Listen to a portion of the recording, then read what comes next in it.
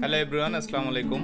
আমরা দেখাবো এই ইলেকট্রনিক্স হোম অ্যাপ্লায়েন্স কাজে কি কি টুলস ব্যবহার করতে হয়। তো যে সকল টুলস ইলেকট্রনিক্স হোম অ্যাপ্লায়েন্স কাজে ব্যবহার করা লাগে, এই টুলসগুলোর সঠিক নাম এবং পরিচিতি এর মাঝে আজকে তুলে ধরবো। তো ভিডিওটি না টেনে অবশ্যই সম্পূর্ণ দেখবেন এবং চ্যানেলটি সাবস্ক্রাইব করবেন এবং ভিডিওতে লাইক দিবেন। তো দর্শক দেখুন, ইলেকট্রনিক্স হোম অ্যাপ্লায়েন্স কাজের আপনার মেন যে জিনিসটা সেটি হলো মিটার। একটি মাল্টিমিটার, সেটা হোক ডিজিটাল বা অ্যানালগ, যে কোনো একটি মাল্টিমিটার কিন্তু আপনার খুবই প্রয়োজন।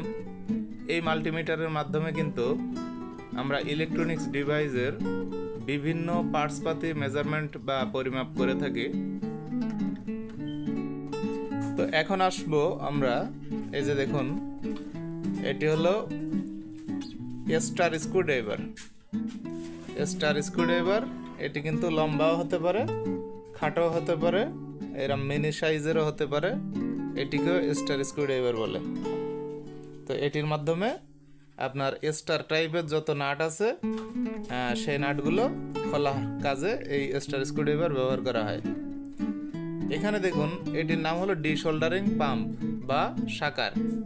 এটির বৈজ্ঞানিক নাম হলো ডিশোল্ডারিং পাম্প, বাংলা নাম হলো সাকার। তো এই সাকারের মাধ্যমে আমরা কি করে থাকি, সার্কিটের লিড বা রাং গলিয়ে তাতালের মাধ্যমে, সোল্ডারিং আয়রনের মাধ্যমে রাং গলিয়ে কিন্তু এই সোল্ডারিং পাম্পের মাধ্যমে পাম্পিং করে আমরা আইসির গোড়া থেকে রাং রিমুভ করি। তো এরপরে আসেন, এটা হলো নোজ প্লাস বা নোজ প্লায়ার। তো এই নোজ প্লাস কাজ হলো, এর মাথাটা দেখুন চিকন লম্বা।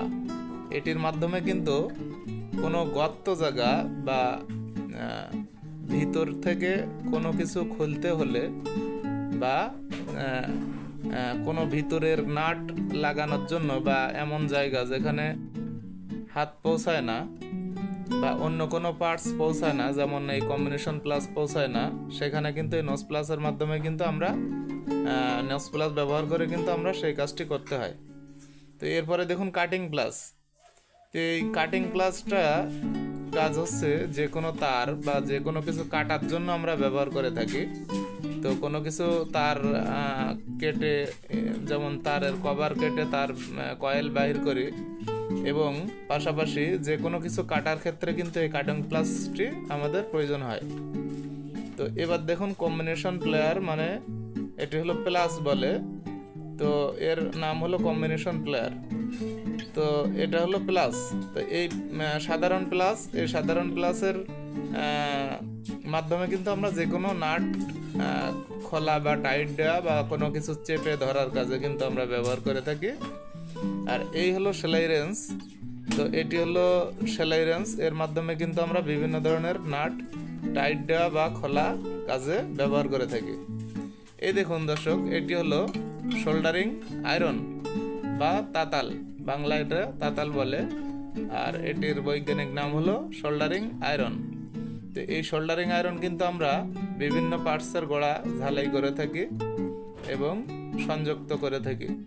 তো এটির মাধ্যমে কিন্তু আমরা ঝালাইয়ের কাজ করি বা ঝালাই খুলি। এটি হলো হ্যামার।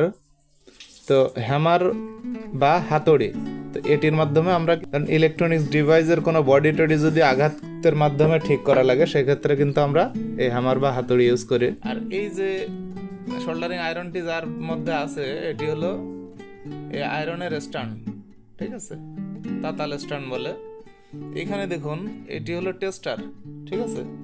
এই টেস্টারের মাধ্যমে, নিয়ন টেস্টার বলে, এই টেস্টারের মাধ্যমে কিন্তু আমরা বৈদ্যুতিক উপস্থিতি কিন্তু আমরা বুঝতে পারি যে এখানে এই তারে বা এই সংযোগে বিদ্যুৎ আছে কিনা। সেই বিদ্যুতের উপস্থিতি কিন্তু আমরা এই টেস্টারের মাধ্যমে নির্ণয় করতে পারি। যেমন এই টেস্টার কারেন্ট থাকলে এর ভিতরে লাইট জ্বলে।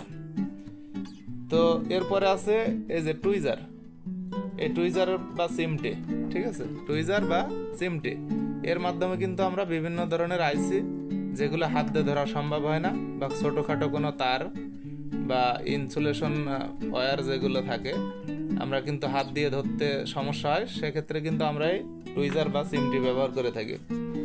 এখানে আছে ছোট ছোট স্ক্রুড্রাইভার, এটি হলো ফ্ল্যাট স্ক্রুড্রাইভার। দেখুন, ফ্ল্যাট স্ক্রুড্রাইভার মানে চ্যাপ্টা স্ক্রুড্রাইভার। এটির কাজ হলো ফ্ল্যাট স্ক্রুগুলো, যেগুলো ফ্ল্যাট স্ক্রু মানে এক দাগ মাইনাস স্ক্রু যেগুলো, সেইগুলো কিন্তু আমরা এই ফ্ল্যাট স্ক্রুড্রাইভার বা মাইনাস স্ক্রুড্রাইভারের মাধ্যমে কিন্তু আমরা খুলে থাকি। তো দর্শক, এটা ছিল মোটামুটি আমাদের ইলেকট্রনিক্স কাজের সার্ভিস কাজে যে টুলসগুলোর প্রয়োজন। মোটামুটি ম্যাক্সিমাম টুলস এগুলোই লাগে। তো এর বাইরে কিন্তু অনেকের প্রয়োজন অনুযায়ী অনেকে কিনে থাকেন। তো এটাই ছিল আজকের ভিডিও। দর্শক, সবাই ভালো থাকবেন, সুস্থ থাকবেন, আর আমার চ্যানেলটি অবশ্যই সাবস্ক্রাইব করবেন। দেখা হবে পরবর্তী ভিডিওতে। আল্লাহ হাফেজ।